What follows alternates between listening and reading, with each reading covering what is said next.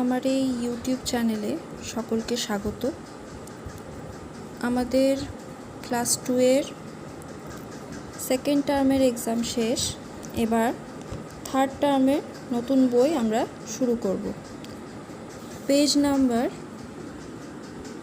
179। আজ পড়ব বিদ্যাসাগরের কথা। আমরা সকলেই বিদ্যাসাগর, যাকে বিদ্যার সাগর বলা হয়, পুরো নাম ঈশ্বরচন্দ্র বিদ্যাসাগর, তার ব্যাপারে কম বেশি সকলেই শুনে এসেছি। তিনি ছিলেন একজন বিশিষ্ট শিক্ষাবিদ, সমাজ সংস্কারক এবং গদ্যকার।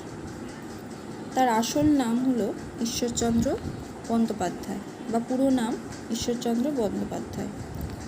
কিন্তু সংস্কৃত ভাষা ও সাহিত্যে অসম্ভব জ্ঞানের জন্য তাকে বিদ্যাসাগর উপাধি দেওয়া হয় বা তিনি উপাধি লাভ করেন।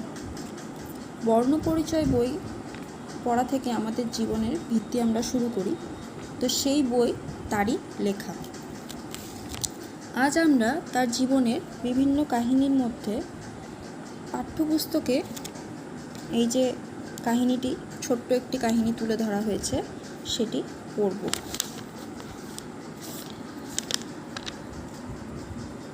বিদ্যাসাগরের কথা। ছবিতে আমরা দেখতে পাচ্ছি একজন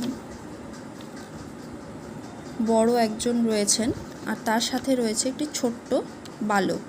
অবাক হয়ে সে কিছু তাকিয়ে রয়েছে কিছুর দিকে, এবং বড় যিনি রয়েছেন তিনি আঙুল দিয়ে দেখিয়ে দিচ্ছেন।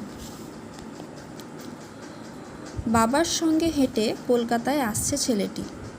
রাস্তার ধারে মাইল ফলক দেখিয়ে বাবা চেনালেন ইংরেজি সংখ্যা। চটপট শিখে নিল সে। ইংরেজিতে লেখা ছিল 19।